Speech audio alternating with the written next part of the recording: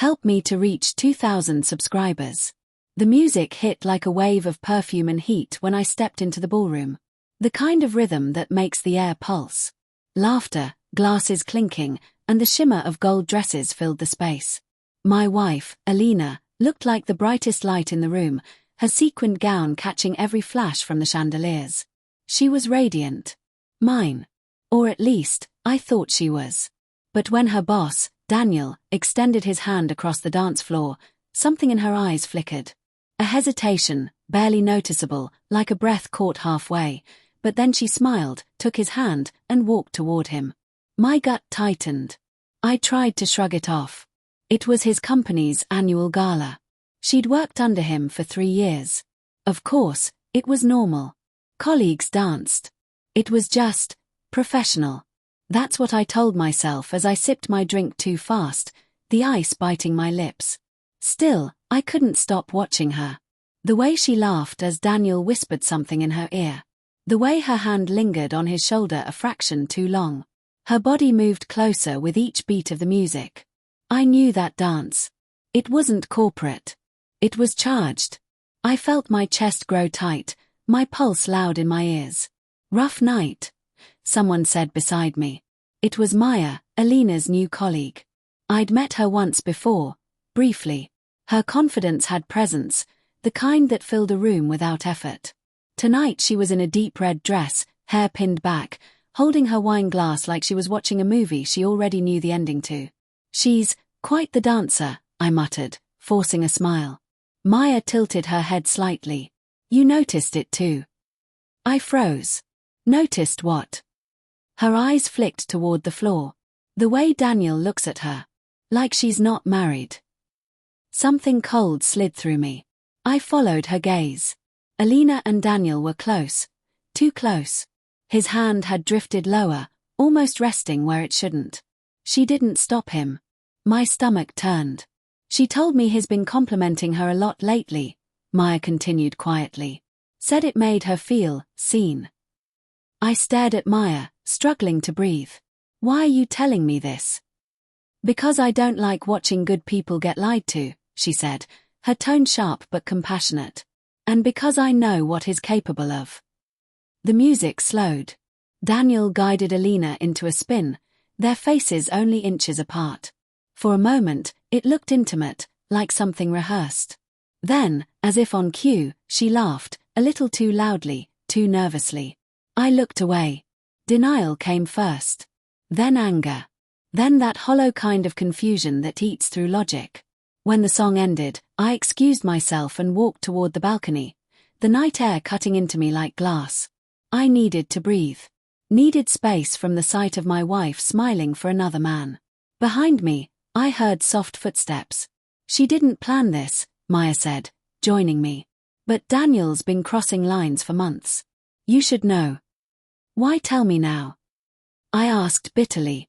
Why not tell her to stop? I did, Maya said. She didn't listen. Her words hit like a blade. Back inside, the laughter resumed, the party alive again. But for me, everything had gone silent. Every color seemed sharper, crueler. I could see Alina walking back from the dance floor, fixing her hair, glancing around the room, looking for me. When her eyes met mine, she smiled faintly, uncertainly. Guilt flickered there, hidden beneath charm. Hey, she said softly, when she reached me. You okay? I forced a smile. Yeah. You looked happy out there. It's just a dance, she said quickly, defensive. I didn't say it wasn't, I replied, keeping my tone even. Her eyes darted to Maya standing nearby, then back to me. What did she tell you? Enough. Her breath caught. It's not what it looks like, I swear. Daniel's just friendly. Too friendly. Stop it, she said sharply. You're overreacting. But the way she said it, the way her hands trembled slightly, told me she didn't fully believe it either. The tension thickened between us. Maya looked away, murmuring, You should both take a walk. Away from here. Alina shot her a look that could have cut through steel. You need to mind your own business. Maya didn't flinch. It became my business the moment your husband started being lied to in public. Alina's face drained of color. I stepped back, my chest tight. The music, the laughter, the smell of champagne, it all blurred. I turned and walked toward the exit, ignoring the whispers behind me. Outside, the night was cold. My thoughts were louder than the city around me. I replayed everything. The late-night messages she said were work emergencies, the way she'd started dressing differently for office events, the sudden distance when I'd touch her hand. Every red flag I'd buried under trust. And then I felt a presence beside me. Maya again. "I'm sorry," she said quietly. "I didn't mean to ruin your night." I shook my head. "You didn't. You just confirmed it was already ruined." She hesitated. "Daniel's done this before. 2 other women. Both left the company. He makes them feel special, then makes sure they can't say no without losing everything." My jaw clenched. "And Alina?" "She's not innocent," Maya admitted. "But she's not beyond saving either." Something broke in me then, not anger, not sadness, but a strange clarity. I walked back inside. The music was louder again, people spinning and laughing like nothing in the world could touch them. Alina stood near the bar, glass in hand, looking lost. When she saw me, relief flashed across her face. "Can we talk?" she whispered. I nodded. We went to a quiet hallway near the coat room. The air smelled of perfume and old wood. "I didn't cheat," she said immediately. "Not physically. He's been pushing boundaries, yes, but I never let it go there." I looked her straight in the eyes. "Then why didn't you stop him?" Tears filled her eyes. "Because I liked the attention. I felt invisible at home. You stopped noticing me. He didn't."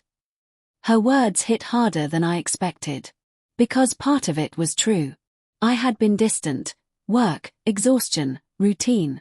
I'd taken her for granted. But betrayal isn't a cure for loneliness. "So that's it?" I asked quietly. "You dance with your boss to feel seen again?" Her lips trembled. It wasn't supposed to mean anything. "But it did," I said. We stood there, both broken in our own ways, realizing that love doesn't always die from absence. Sometimes it dies from slow erosion, the kind you don't notice until it's too late. I left the party alone. 2 weeks later, she moved out. I didn't fight it. She needed to find herself, and maybe I needed to see what I'd lost. Maya texted once, just to check in. "Some endings hurt because they're meant to wake us up," she wrote. She was right. Because sometimes betrayal isn't just about another person. It's about the truth we've been avoiding about ourselves. And in that truth, painful as it was, I finally found something real: clarity.